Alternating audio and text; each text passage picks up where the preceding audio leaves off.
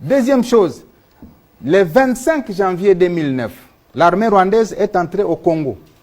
Pendant un mois, jusqu'au 25 février, d'ailleurs ça coûtait la vie d'ailleurs à l'ancien président de l'Assemblée nationale qui a dit qu'il n'était pas informé de l'entrée de l'armée rwandaise par l'opération Umoja Wetu.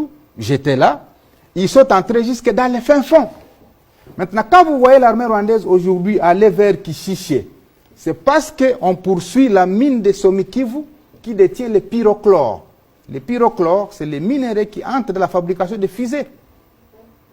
Et c'est recherché à travers le monde. C'est la mine de Somikivu qu'on est en train de suivre effectivement là-bas.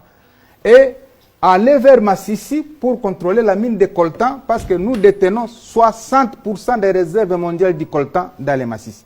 C'est particulièrement le pyrochlore et le coltan dans les Massissi qui fait l'enjeu de la guerre. Et au niveau international, on connaît tout ça et c'est pourquoi il a le soutien parce que les réseaux mafieux qui exploitent illégalement les minéraux sont derrière ces entreprises-là. La preuve, c'est que vous avez appris qu'à Kigali, on a ouvert des fonderies d'or.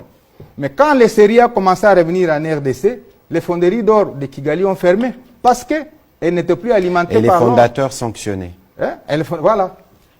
Donc c'est des questions comme ça qu'en international, nous devons aider à faire porter dans les bouches de tous les milliers qui doivent écouter les autorités congolaises pour qu'on comprenne qu'il n'y a rien de guerre là-bas parce qu'il y a FDLR, parce qu'il y a haine. Il y a guerre, parce qu'il y a coltan, parce qu'il y a or, parce qu'il y a cassitérite, parce qu'il y a wolframite, parce qu'il y a tous ces éléments que Kigali veut avoir, parce qu'il veut avoir 3 types de contrôle sur l'Est, contrôle politique, contrôle militaire, contrôle économique. Dès qu'il n'est pas rassuré d'avoir les 3 types de contrôle, il n'est pas à l'aise à Kigali.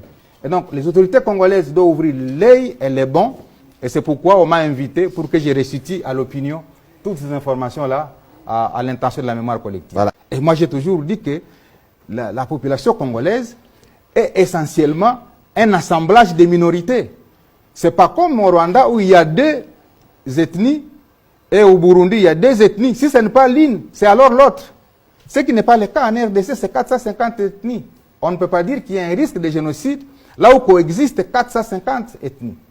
Donc, tous ces mensonges-là, nous devons maintenant les découdre à travers des communications internationales pour que les gens comprennent que, eh bien, on doit arriver à la fin d'aveugler cette communauté internationale par des arguments qui ne tiennent plus debout. FDLR, haine, tribal en RDC ou insertion des effets dans notre armée. Tous ces mensonges-là, nous voudrions que vous puissiez nous aider à les déconstruire parce que si vous faites la comparaison entre la gouvernance qui se passe au Rwanda et la gouvernance qui se passe en RDC, c'est le jour et la nuit.